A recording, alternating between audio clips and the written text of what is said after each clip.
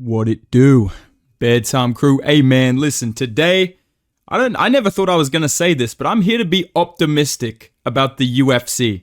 That's right, dude. I know that we are coming off UFC 312, one of the lowest quality pay-per-views in recent memory. Pretty bad card all around. Some pretty good finishes on it. Like, those cards are never as bad as they seem on paper, but we know we can do better. UFC 311 was stacked as fuck. And today, I am here to tell you my theory that I think the UFC is about to go on a fucking generational run of pay-per-views in 2025. There's just simply, when you do the math, there's just too many good fights to make, and there's no way that we're getting pay-per-views headlined by terrible fights like we got last year, where it was like one amazing card, then one terrible pay-per-view. One amazing pay-per-view, one terrible pay-per-view. I feel like we're about to go on a run. I feel like we're about to go 4 for 4 on the next couple of pay-per-view cards. I'm here to build them. I'm here to talk about them, all right, dude? First one that we need to talk about is UFC 314, confirmed to be taking place in Miami. A lot of people are talking about Pantoja versus Kai Kara-France for this card. Obviously, some confirmed fights. We've got, we got Gilbert Burns. We got Michael Morales, dude. We got Krylov. Got my GOAT, Dominic Reyes. We got the GOAT, Chase Hooper, Charles Oliveira 2.0. And the rest are nobodies. But hey, man, let me build this pay-per-view because I think this has a lot of potential. Okay, dude? First fight, that I'm throwing on UFC 314 that I feel is going to happen. We're going to see Paulo Costa versus Bot Nickel, dude. Typing in this, look how goofy this fucking image looks. Look at this guy, dude. This guy's talking about, I'm honestly the best wrestler in the UFC. I haven't even had to use my wrestling yet. You know, I looked incredible out there against Paul Craig. This absolute fucking bot has somehow been ranked by the Meta AI at number 15. And I believe that he's going to be fighting Paulo Costa at UFC 314. That is my theory. I think this is a pretty entertaining, intriguing matchup. I would probably pick Paulo Costa to win this. I'm not going to lie, dude. I actually think I'd pick Paulo Costa to win this. I think a lot of people would do the same. And this is the type of fight that you can justify putting on a pay-per-view, as opposed to Bo Nickel versus Cody Brundage 2 or some bullshit. What's this guy's name? Bot Nickel versus Paulo Costa, UFC 314 in Miami. I feel it fits the vibes quite well, okay? Next fight that I feel we're going to get on UFC 314 to make this a generational run of pay-per-views. Featured fight. Paddy the fucking body, lad. Know what I mean? Nobody talks about it, but I'm fighting on fucking 314, lad. That's me fucking weight right now, lad. Know what I mean? Sorry, Paddy Pimblett is definitely fighting on 314. I thought it was going to be Michael Chandler, but Chandler's out here doing music videos in the backyard or some shit, and he's trying to fight Paddy Pimblett at International Fight Week.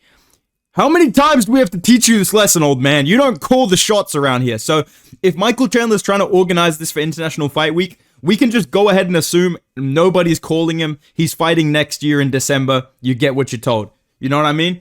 I think that Paddy Pimblett's going to get matched up against the GOAT, Beneil Dariush. He's talking about a top 8 opponent. I can definitely see this being the guy that they get. Either this or maybe like, because he said it's not Gamrot. I was going to do Gamrot, but I know it's not Gamrot. He literally said, why would the UFC put me with a fucking nut hugger, lad? Know what I mean? I'm not fighting him, lad. He's fucking boring. You know what I mean, lad? The only thing I want to hug is a fucking cheeseburger, lad. So I'm thinking it's going to be Benny. He's just been, scammed out of a fight against Moicano. He's able to turn around rather quickly. This is a big fight for him. This is kind of a reward for, staying loyal to the company after what happened at 311. I think this makes a lot of sense. I think this is a big fight, and I think it's very winnable for Paddy Pimblett to go into a number 1 contendership or a big ranked fight near the end of the year. So I'm going to say we get Beneil Dariush versus Paddy Pimblett. And now for the co-main event. Just announce this fucking fight, bruh. Stop making me talk about this shit. You think I want to look at Kai Kara-France's goofy little face? Like, this guy genuinely thinks he's tough. He's staring at me like he knocked me out. You didn't do shit to me, dude. You fluked the KO over me. Congrats, bro. Just go ahead and get rear naked choked by Pantoja already. I don't know why we are sitting around waiting for these fights to get announced. This is what I've been ranting about, bro. All I see on fucking Instagram and Twitter is, oh, this fight's in the works. And then 3 months later, you still, oh, it's in the works, guys. Trust me. Just fucking announce this, man. Put this as the co-main event of UFC 314. Let's build some hype. Let's get some intrigue going. I think this is a pretty exciting matchup. I do think it's a hard fight for Pantoja, but I definitely think he wins this. And yeah, man, let's get Pantoja Kai Kara-France as the co-main. And now, main eventing UFC 314. Hear me out, bro. This is a long-term story. Dude, this is part of the storyline, dude. Okay, bro, you gotta walk with me, dude. Take my hand, you know, walk with me. Or you can just leave me like everybody else, you know. It's whatever, dude. Walk with me here, bro. Volk Lopez, interim title shot. You know what I'm booking later in the year. Let's do this, bro. Get this Volk comeback happening, because I think my theory about Volk coming back and looking good, it's not going to count as much if it's against Ilya, because I don't think he beats Ilya, right? I think he's going to come back and look good in his return, but I think the best way to build hype for a rematch with Ilya Topuria, if that's something UFC really wants to make happen, or Volk is like, bro, please give me that. You know, I'm the top of go, I fucking need that, you know what I mean? If that's something we need to do, the best way to hype that up is not to just have Volk sit out and his last highlight is getting fucking sent to the shadow realm by Ilya. The best way to build up hype is to have him take out Diego Lopez, flicking the jab, flicking the kicks at range, you know, stepping back, emoting on him. I think Volk will fucking piece up Ilya. Oh, what's this guy's name? Diego Lopez. And I think that's going to build a little bit more hype for him getting back to the belt at featherweight, despite the losses that he's had, despite the age. I think this is a perfectly acceptable pay-per-view main event. Like, is anyone going to complain? Why am I even asking, bro? People, of course, these nerds are going to complain about Pantoja not main eventing over this, but anyone with a brain, this is a sick pay-per-view. Volk versus Lopez, Pantoja versus Kai Kara-France. Get Bot Nickel versus Paulo Costa on there. I think for some prelims, you could add MVP versus Oban Elliott. I think that'd be a pretty cool fight. But yeah, I'm looking forward to this card. I think Miami card is going to be stacked. Next thing we need to talk about is UFC 315. So this is going to be taking place in May in Canada. If you know anything about the sport, you know that the UFC is cooking up a diabolical, a horrendous, gut-wrenching level pay-per-view with probably 2 title fights and a bunch of Canadian NPCs on the undercard. I'm here to tell you right now, we don't have to do that. We don't have to drop the bomb on Canada, bro. We don't have to do this to them. They've been through enough. They had to sit through 297. You know what I'm saying, bro? We can be nice to them, dude. They had to deal with Kawhi leaving. We can throw them a bone, all right, man? I'm here to save Canada right now. UFC 315, I'm going to give you a triple header, all right? Featured fight of the card. Let's do Cyril Gane versus Sergey Pavlovich. What's the question? Jones Aspinall. Listen, kid, best we can do is Gane Paw Patrol versus Sergey the Fridge Pavlovich. All right, listen, kid, this is a badass fight. I think this is a good fight. I know Cyril Gane wins this. I know Cyril Gane's bitch ass is going to be ducking Jelton Almeida and calling for this fight, and it probably will get made. And I think that both of these guys are just going to fight to win a decision. But it does have name value. It is an important fight at heavyweight. You can't really complain about getting this on a card. Like, I don't want to hear any fucking Canadians complaining about this being on your pay-per-view. You're welcome. Because it's either this or you're getting fucking, you know, Jasmine Jasudavicius featured fight. So I'll take this if I was you. All right? Be grateful. You get Cyril Gane versus Sergey Pavlovich featured fight. I don't want to hear it after what I had to sit through at UFC 312. I don't even know who fucking Talis Teixeira is, and he's the featured fight of my pay-per-view. I don't want to hear shit. You're welcome. You're welcome, bro. Okay? You get Gane versus Pavlovich featured. All right? Co-main event. Now we keep the realism of Canada. Co-main event. We're going to give you Juliana Pena, kid. Okay? Dude, this is a good fight, though. Come on. This is not even that bad, bro. This would be kind of entertaining. This is like female Drickus versus Hamza. Like, is this actually skillful? No. Is this entertaining? I believe so. I think Juliana Pena is going to go out there, bite down on the mouthpiece, run at Kayla Harrison, looking to fucking land some bombs. I think Kayla Harrison's going to dunk her on her head. I could weirdly see Juliana Pena winning this, but I think the trash talk, I think the beef, I think the name value, the potential of Amanda Nunes coming back, this is a pay-per-view worthy title fight. I think as a co-main event, it makes a lot of sense and it's a big deal. If this is the main event they give you in Canada, I am officially sorry. I take back everything I said. I wish you guys the best, but I'm going to give it to you as the co-main event. Let's do Juliana Pena versus Kayla Harrison, okay? Main eventing in Canada, there's only one man you can send to bless the Canadian fans with a pay-per-view card that they deserve. There's only one man you could send to main event and draw 1.2 million pay-per-views. Bro, Canada literally sucks, bro. Literally, what are you talking about, bro? Bro, the snow, the ice, bro, literally, the hockey. Literally, these guys suck. Let's get Bilal Muhammad versus Shavkat Rakhmonov booked. Let's get this guy up out of here. Let's get the blockhead out of here. Apparently, Shavkat Rakhmonov has business to attend to in the Minecraft movie set, so let's get him out of the way. Let's get this title defense wrapped up for Bilal Muhammad so he can fight JDM at the end of the year. I think this is the great pay-per-view card. I think that UFC 315, if you get Bilal versus Shavkat, which is a very intriguing matchup, like that is a cool pay-per-view fight. People make fun of Bilal or whatever. That's a hype matchup. Because I think that Shavkat is scary enough to kind of go to war with Bilal Muhammad a little bit. And I also think Bilal Muhammad's good enough to neutralize him and beat him and make it entertaining. So this is a great pay-per-view main event. I think Juliana Pena, Kayla Harrison's a big enough deal to where you can put that as the co-main and people can't really complain about that. Same with Pavlovich versus Gant, you know? And as for the rest of the pay-per-view, throw fucking Mike Malott on there, man. You know, throw fucking Alexandre Topuria as the featured, as like the second fight on the pay-per-view main card or something, you know? Throw something cool on there for the fans. But I think that this is a pretty serviceable UFC 315 so that we're not doing the coin flip matchmaking that we got last year and even a little bit the year before where it's like greatest pay-per-view of all time, 3 title fights, and then the next card is like WMMA main event. You know what I mean? This is kind of consistency. 2 title fights, decent contender fight is the featured. Let's do it, all right? That's 315, all right? Now, UFC 316. If you look at this schedule here, you'll see 314 is here. You'll see Kansas City. That's going to be headlined by Usman versus Buckley. We can confirm that. I know that. Des Moines, Iowa. Don't even know where that is. That's got a fight night. 315. And then it just jumps to 317, which is International Fight Week. We'll talk about that in a second. UFC 316, my theory is that it's going to be in June. It's going to be in Louisiana, and it's going to be the headlined retirement last dance fight for Dustin Poirier. Dustin P-Head Poirier will be retiring in June in Louisiana. That's what I think, dude. So UFC 316, here's what I would do. I know this goes against everything I've been saying for like 2 weeks, but you got to understand where my mind is right now. I think Max versus Poirier headlines this. Why do I think Max is going to be the retirement fight for Dustin Poirier? Both of them are coming off a loss. They're both probably the biggest 2 names that are unbooked right now at 155, except for Charles Oliveira, right? Charles Oliveira is talking about fighting at International Fight Week, and I really want Charles versus Max. This is something I've been yapping about for like 2 months straight. But I think it should have been Poirier versus Gaethje, and now that Gaethje's fighting Dan Hooker, I can definitely see him going, listen, dude, you know what you fucking did. You booked up Gaethje, dude. I want to fight a fucking legend, dude.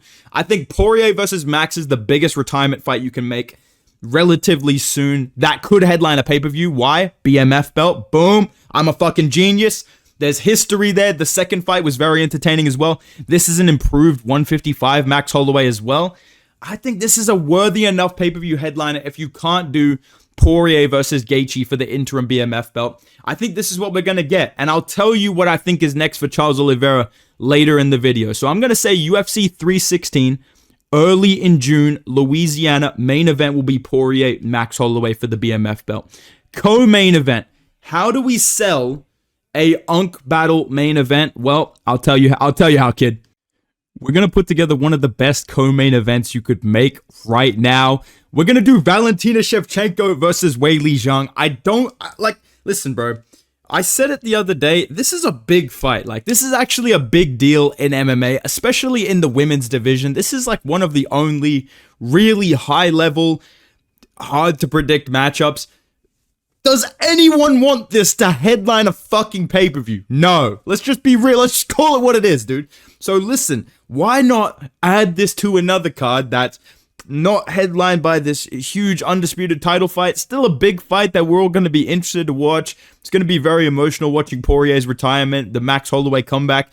It's a big deal. This adds on to it, and we get to see this awesome fight. So my logic with that is pretty simple, I feel. So UFC 316, I'm going to have the main event be Poirier versus Max 3, and I'm going to have Zhang Weili versus Valentina Shevchenko. Some other fights that I would add to this Poirier retirement card in June. because, like I said, you don't have an undisputed title headlining it. You do need big fights on it. This is like a UFC 291 type situation.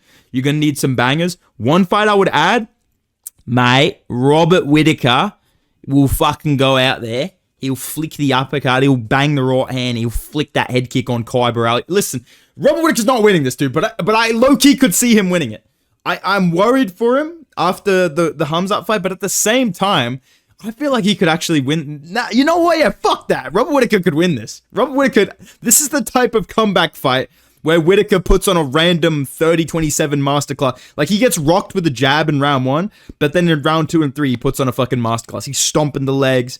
He's fucking flicking the jab. He's dancing around out there. He gets on the post fight. Hey, oh, mate. Oh yeah. Oh no. Like, I could just see Whittaker having a great performance on this. I think it'll be a very exciting card if we add Whittaker, Holloway, Wei Lee, Poirier. Like, that's gonna be a sick fucking embedded series as well. So I'm gonna say Robert Whittaker, Kai Burrell, pretty likely to get booked in the next couple of months.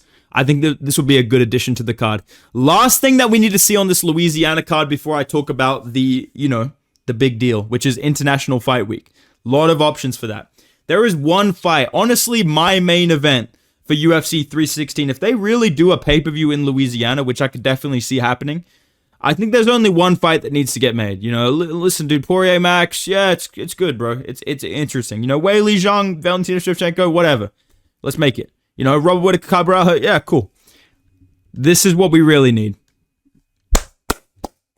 I'm almost about to shed a fucking tear, bro. Make this fight, Dana, please. Dana, I don't ask for much around here, man. I'm never complaining about the UFC. I love the UFC. I love Dana White. Listen, whatever I have to say to make this happen, I'll say it. I'll do it. We need Brendan Allen versus Rainier Derrida. We need it now, and I think on a pay-per-view card, this would be even better, because one thing that I enjoyed a lot about watching UFC 311 with my friends was being like, boys, Rainier Derrida, this guy's the biggest goofball of all time. This is going to be a masterclass by him. I think this makes a lot of sense. I think Brendan Allen's going to lose to Anthony Hernandez at UFC Seattle. It's not a hot take, but I don't think it's going to be like a brutal KO. I think it's going to be a submission or a decision win for Anthony Hernandez. Turn him fucking around. Go, yo, bro, we can put you in your hometown. Imagine how many fans you can make if you beat Rainier Derrida, kid. Please make this fight this year. I need this in 2025. I think this would be a great addition to the Poirier card because Brendan Allen reps Louisiana, right? That makes a lot of sense to me. So hopefully that's a fight that we get. Last thing I need to talk about is UFC 317. They don't even have the graphic on Tapology, but the UFC did announce that International Fight Week will be wrapping up at the end of June with UFC 317. This is the biggest kind of card of the summer. I do think in July we could see like Aspinall Jones. I think that is a pretty high possibility. I'm going to make like a banger International Fight Week card that I feel is realistic, that I feel we could definitely get, okay? Featured fight of the card. Armin Sarkarian versus Charles. Let's make a rematch. I thought the first fight was pretty close. I thought Armin won 30-27. I really did. And I only say that because we need a rematch. Armin Sarukian, Charles Oliveira 2, make the rematch, make it 5 rounds. Let's go full UFC 300. Let's bring back the glory days. Let's get a stacked T-Mobile pay-per-view and do Armin Sarukian versus Charles Oliveira as the featured fight of the card. Now, co-main event. I feel like such a NPC doing this, but this is the only time that it's justified. Okay? Usually I'm really against unrealistic card building, but man, fuck this, bro. This could be real. Like, I think people almost get psyoped by the UFC in 2023 and 2024 into being like, oh, you can't make good cards. You can't make good pay-per-views every week. Why not? There used to be a time where pay-per-view were like 3 title fights and huge fights top to bottom. There was a time where fight nights were headlined by fucking title fights. And you're telling me I can't ask for this? Fuck this, dude. International Fight Week, co-main event, Dricus Hamzat co-main event. Why? This is a big enough fight to be headline a pay-per-view? Because it would be fucking badass, dude. Because we need crazy, huge cards. Dricus and Hamzat is a huge fight. But you have to be honest. If Hamzat Chimaev pulls out, the pay-per-view is ruined if he's the main event. So you put them as the co-main event. These are the options that we get. Either we get one of the greatest fucking pay-per-views of all time with Armin Charles, Dricus versus Hamza, and I'm pretty sure you know what the main event's going to be. Or, worst case scenario, we still get the main event and Armin versus Charles too. Like, that is what I think with this. I think that Dricus versus Hamza is too good of a fight for us to be waiting until like August, October. Like, people are talking about, oh, dude, Hamzat's going to fight in Abu Dhabi. Fuck that. Dana White keeps saying he's bringing him to America. Let's do it in July. I'm not waiting till October to see this because I think it'll be over in 2 rounds. So let's make International Fight Week memorable. Let's make it a huge card. Let's make the co-main event Dricus versus Hamzat Chimaev. And in the main event, could you imagine if the UFC actually locks in and we get this lineup, dude? UFC 314, Lopez versus Volk, Pantoja Kai Kara France. UFC 315, Bilal Shavkat, Juliana Pena, Kayla Harrison. I mean, that's bigger than all those other fights, right? 316, Poirier Max, Weili Valentina. 317, Islam Ilya, Chimaev DDP. Come on, man. Not to mention the prelims I would make for this card. If I was making UFC 317, I would add Derek Lewis, Shamil Gaziev. I would add Colby Covington, Michael Chiesa. I'm just spitting off the top of the dome right now. Imagine if the UFC put me in the fucking war room with Dana. I would be cooking up. So in conclusion with this video, UFC has so much potential in 2025 to go on a generational run of pay-per-views that if they don't, it's not it's completely on purpose. Like, they're just dumb. They're just not good at what they do if they go on this run and they do like terrible fights every second pay-per-view. I haven't even put Merab and O'Malley or fucking Yan and O'Malley on any of these cards. There's still plenty of great fighters left over to headline fight nights, right? To be featured on fight night main events.